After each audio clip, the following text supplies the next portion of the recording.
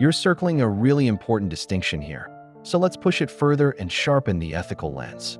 What makes this case so unsettling is that the violence resists simple moral categorization. Overkill looks like rage, but in trauma psychology, it often reads as panic without an off switch. When someone believes, rightly or wrongly, that their survival depends on total neutralization of a threat, the nervous system doesn't calibrate force, it floods it. The body keeps firing long after the mind has lost any capacity for proportional judgment. That's where the prosecution's narrative runs into ethical friction. Malice implies deliberative cruelty, the intention to cause suffering for its own sake. But fear-driven violence is different. It's not expressive, I hate you, therefore I hurt you.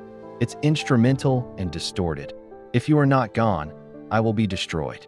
Ethically, those are not the same mental states, even if they produce the same tragic outcome.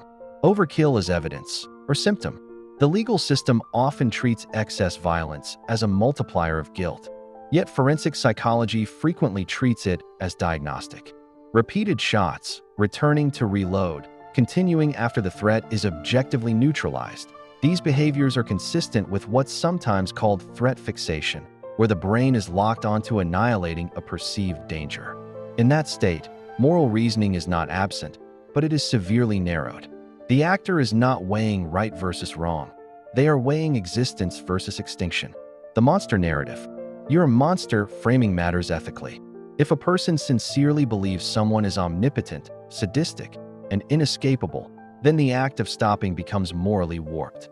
It doesn't excuse the act, but it reframes intent.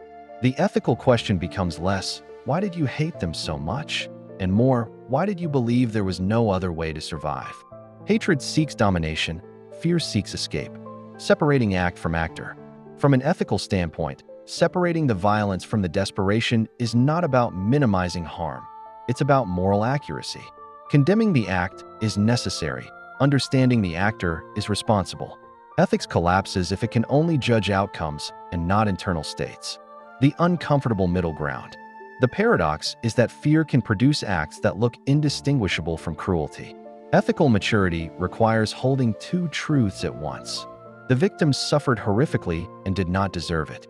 The brutality alone cannot conclusively tell us why it happened. If we refuse that second truth, we risk turning ethics into optics, judging intent solely by how ugly the result appears. But if we accept it, we're forced into a far more unsettling question.